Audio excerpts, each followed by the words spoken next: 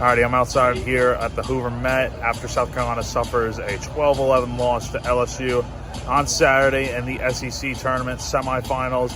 And this game was wacky, weird, crazy. I'm just going to jump right into the meat and potatoes of this story because I'm sure y'all want to know about that call that was made in the 10th inning as Blake Jackson tried stealing home.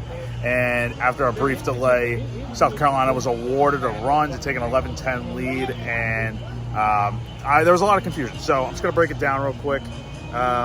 Per the rule book, Rule 8, Section 3B, it says on an attempted squeeze play or steal of home plate, the catcher steps on or in front of the home plate without possession of the ball or touches the batter or the bat, and the catcher with interference, hence the reason for the balk call, scores the run from third, and the interference moves the runner to first base. So if you want more of, and we're just going straight off the rip here, we don't have any stat sheets or anything, we're just reading straight off and from a story I wrote basically about what everything the coordinator of umpires for the SEC had to say. He spoke to us after this game, and yeah, no stat sheets or anything, so we're kind of just going straight off the rip here and just breaking this game down as best as I can. But yeah, that play was a weird one, and at that rate it was 11-10, and then obviously South Carolina loses 12-11 on a walk-off 2-run homer by LSU. But that's not the reason why South Carolina lost this game.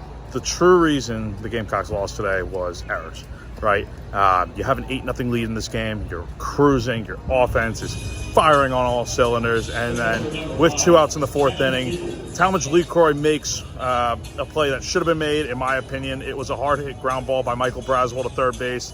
And instead of getting in front of the ball and blocking it like you should, and there's a play I'll break down later also that kind of makes me feel this way. Instead of that, LeCroy tries to glove side the ball and field it, but skips right over his glove, and LSU gets its first run of the game. And from there, the Tigers would go on to score 5 more runs in the inning, and they would they would now trail by 2 runs, and from there, all the momentum was in their favor.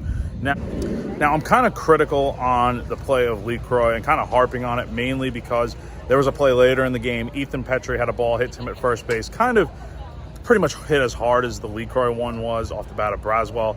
And for Petrie, he got in front of the ball, knocked it down with his chest, and made the play, stepped on first. And with 2 outs, that's what LeCroy should have been doing. And obviously he didn't.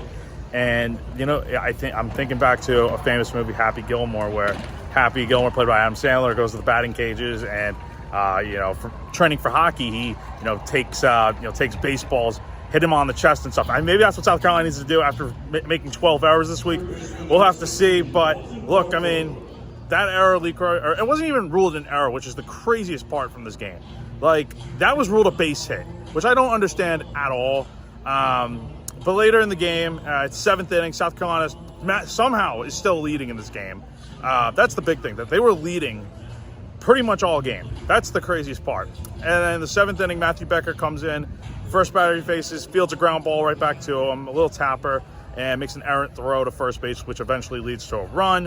And then later in the game, with the 9th inning, you have a 10-9 lead. Garrett Gainey comes in, and Lee Ellis, who came in for LeCroy at third base, makes 2 giant mistakes and allows LSU to tie the game. So basically what I'm trying to say is, where do you go from here? For South Carolina, you really just, look, this was a tough loss. This is one that you definitely should have avoided. I feel like we're saying that after both these LSU games. You had an 8-0 lead, man. You should have won this game. And the fact that you lost, look, at least this isn't a season-ending loss.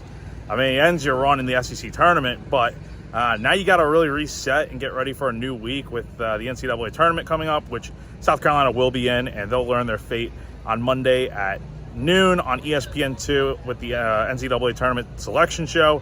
And I'll have all the coverage on that, by the way. But I think that about covers it. Look, it was a successful week for South Carolina. They went 3-2 this week. Got their, they now have solidified their place in the upcoming tournament. They're definitely going to be in there. I think they'll be a 2 seed. We'll see if they go to Clemson and to NC State, maybe one of these other Carolina spots, but we'll have to see.